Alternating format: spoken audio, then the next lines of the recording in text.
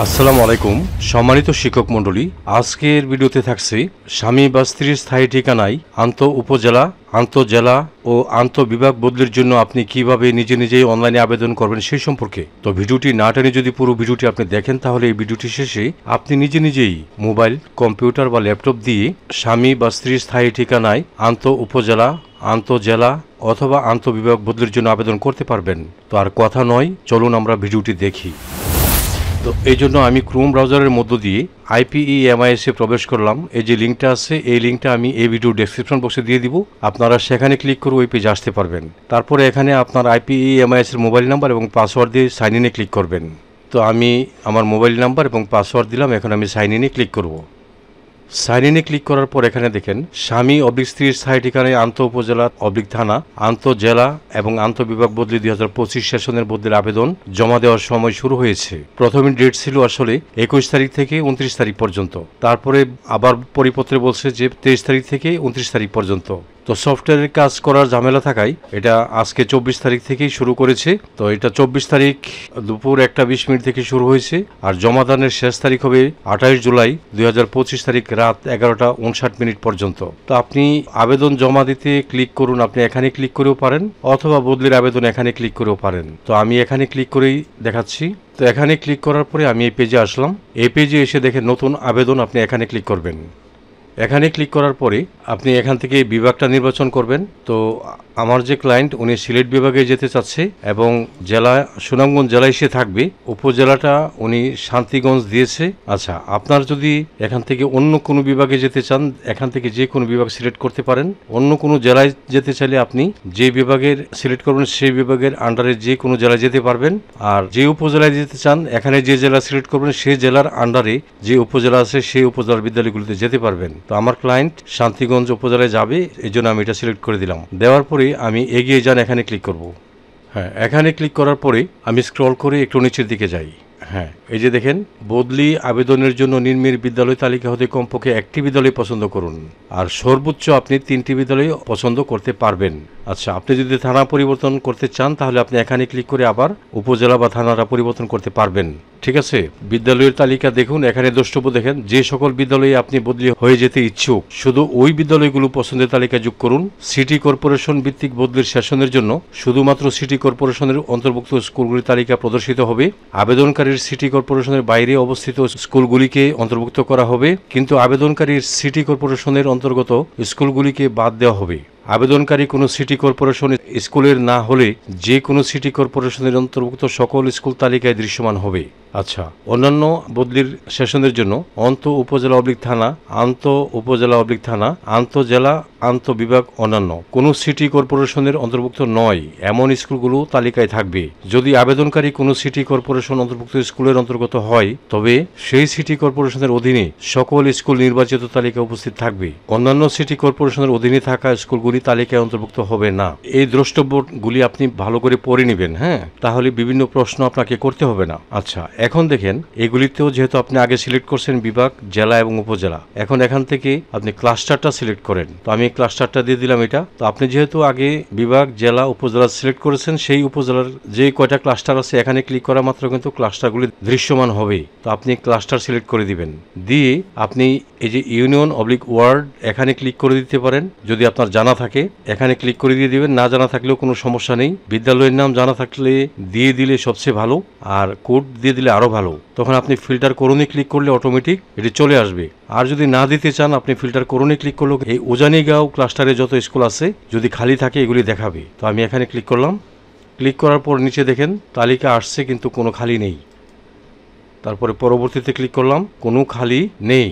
আচ্ছা, তাহলে আমি এই ক্ষেত্রে যেহেতু উনি শান্তিগঞ্জ যেতে যাচ্ছে তাহলে আমরা ক্লাস্টারটা চেঞ্জ করে দিই। হ্যাঁ, এখানে আমি এটা দিলাম। দেওয়ার পরে আমি ফিল্টার করুনে ক্লিক করব।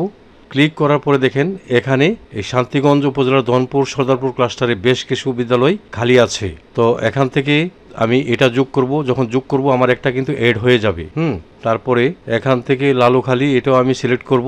আপনি আপনার পছন্দ মতো সিলেক্ট করবেন অথবা যেখানে যাবেন সেই জায়গার লোকেশন ভালো জেনে তারপরে আপনি যাবেন। হ্যাঁ, তারপরে দেখেন আমি আরেকটা স্কুল চয়েস করতে পারবো, সেটা দিয়ে আমি এটা দিলাম। যোগ করে ক্লিক করলাম, আর কিন্তু আপনি যোগ করতে পারবেন না। ওই যে 3টির মধ্যে 3টি বিদ্যালয় পছন্দের তালিকা যোগ হয়েছে, সেভ করে এগিয়ে যান। আমি এখানে ক্লিক করব। এখানে ক্লিক করার পরে আপনি যে কয়টা স্কুল পছন্দ করেছিলেন সে কয়টা স্কুল কিন্তু এখানে দেখাবে। এখন আপনি যদি মনে করেন যে এটা 1 নাম্বার পছন্দ, এটা দিয়েছেন, 2 নাম্বার এটা দিয়েছেন, এটা 3 নাম্বারে দিয়েছেন, এখন চাচ্ছেন যে আপনি যে না এটা 1 নাম্বারে যাবে, তাহলে আপনি এখানে যদি ক্লিক করেন তাহলে কিন্তু এটা উপরে উঠলো। এখানে ক্লিক করলে এখন সবার উপরে চলে গেছে। আবার যদি বলেন যে না আমি আগেরটাই যেতে চাই, তাহলে এখানে ক্লিক করলেন, আবার নিচে নামছে, এখানে ক্লিক করলেন, আবার নিচে নামছে। এভাবে আপনি আপ ডাউন করাতে পারবেন। তবে একটি কথা মনোযোগের সাথে শুনেন, যে এখানে যে আপনার 1 নাম্বার চয়েস দিয়েছেন এখানে যে হবে তার কোনো নিশ্চয়তা নেই। আপনি চয়েস দিয়েছেন 1 নাম্বারে, কিন্তু হয়ে যাবে দেখেন 3 নাম্বারে, এরকমও কিন্তু হচ্ছে। এখন দেখেন স্বামী স্ত্রীর স্থায়ী ঠিকানায় বদলি। তো যেহেতু উনি মহিলা, উনি স্বামীর ঠিকানায় যেতে চাচ্ছে, এই জন্য নির্বাচন করুন, এখানে ক্লিক করবেন। এখানে ক্লিক করার পরে এই যে দেখেন ফাইলের ধরন স্বামী অথবা স্ত্রীর স্থায়ী ঠিকানায় জমির দলিল। এখানে কি বলছে যে কাবিননামায় উল্লেখিত স্থায়ী ঠিকানা ও দলিলের যে স্থায়ী ঠিকানা লেখা আছে তা কিন্তু একই হতে হবে।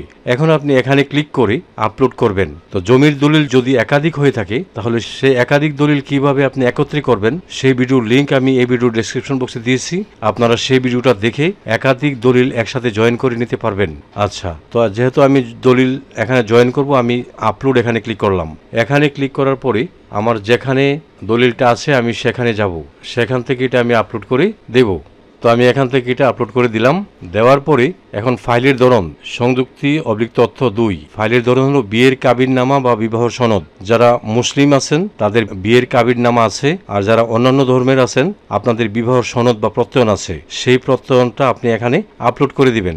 আরেকটা কথা মনে রাখেন, এই তথ্যটি অবশ্যই দিতে হবে। হ্যাঁ, PDF/ইমেজ ফাইল আপলোড করুন, যা 2 মেগাবাইটের মধ্যে হতে হবে। তো আমি এখানে ক্লিক করলাম, করার পরে আমি বিয়ের কাবিননামাটা আপলোড করে দিলাম। ওকে, দেওয়ার পরে এখন যদি মনে করেন যে আপনি এগুলি ভুল করেছেন, আপনি কিন্তু এখান থেকে বাতিল করতে পারেন।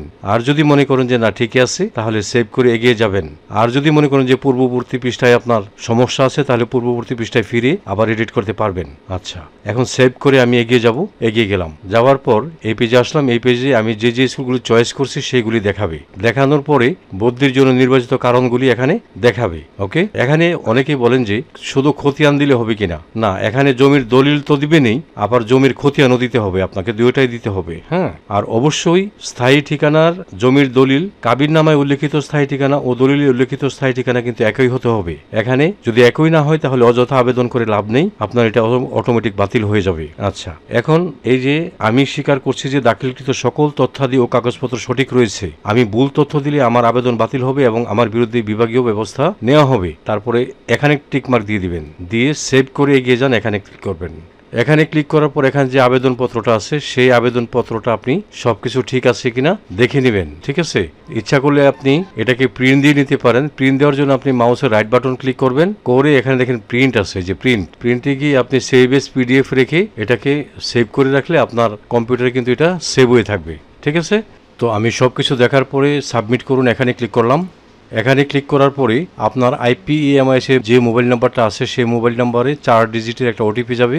সময় হবে 5 মিনিট। এই 5 মিনিটের মধ্যে 4 ডিজিটের OTPটা এখানে দেওয়ার পরে এখানে সাবমিট করুন অপশন আসবে, তখন আপনি সাবমিট করুনে ক্লিক করবেন। সাবমিট করুনে ক্লিক করার পরে ওয়েলকাম, আপনার আবেদনটি পরবর্তী রিভিউয়ারের কাছে পাঠানো হয়েছে এই লেখাটা আসবে, এবং আপনার মোবাইলে একটা ট্র্যাকিং নাম্বার যাবে, যে নাম্বারটি দিয়েছেন সেই নাম্বারে। তো সেই ট্র্যাকিং নাম্বারটা আপনি সেভ করে রাখবেন, কারণ এটা পরবর্তীতে কাজে লাগে। তারপরে আপনি যদি আপনার আবেদনের অবস্থা দেখতে চান, আমার আবেদন সমূহ এখানে যাবেন। এখানে গিয়ে আপনি তখন দেখতে পারবেন যে আপনার আবেদনের কি অবস্থা, অর্থাৎ রিভিউর জন্য কার কাছে আছে। তো প্রথমে দেখবেন আপনি আপনার প্রধান শিক্ষকের রিভিউর জন্য অপেক্ষা করছে, তখন আপনি আপনার প্রধান শিক্ষককে ফোন দিয়ে বলবেন যে এটা যেন অগ্রগায়ন করে দেয়। তারপর এটা চলে যাবে উপজেলার সহকারী প্রাথমিক শিক্ষা অফিসার মহোদয়ের আইডিতে। তারপর উনি রিভিউ করার পরে এটা চলে যাবে উপজেলার প্রাথমিক শিক্ষা অফিসার মহোদয়ের আইডিতে। এইভাবে এটা অগ্রগায়ন হবে, এবং আপনি এই যে আমার আবেদন সমূহ এখানে ক্লিক করে করে দেখতে পারবেন যে আপনার আবেদনটা কখন কি অবস্থায় আছে। আচ্ছা, যদি বদলির আদেশ হয় তাহলে কিন্তু আপনার এখানেই তথ্য আসবে। হ্যাঁ, আপনার অর্ডার নাম্বার, আদেশপত্র এখানে দেখতে পারবেন। এখান থেকে আপনি ডাউনলোড দিয়েও নিতে পারবেন, অথবা উপজেলা থেকে আপনি সংগ্রহ করতে পারবেন। তো আমি আর দেখাতে পারছি না, কারণ আসলে এই ভিডিওটা আমি করেছি আপনাদের সুবিধার জন্য। আপনারা যদি এভাবে সঠিক তথ্য দিয়ে আবেদন করেন তাহলে অবশ্যই আপনাদের আবেদনটা গৃহীত হবে বলে আমি আশা করছি। তো এইভাবে আপনি বদলির জন্য নিজে নিজে আবেদন করতে পারবেন। আবেদন শেষ হলে আপনি এখান থেকে সাইন আউট হয়ে বেরিয়ে যাবেন। তো ভিডিওটি দেখে উপকৃত হলে আশা করি চ্যানেলটি সাবস্ক্রাইব করে রাখবেন। আপনারা সকলেই ভালো থাকবেন। আপনাদের সবাইকে ধন্যবাদ।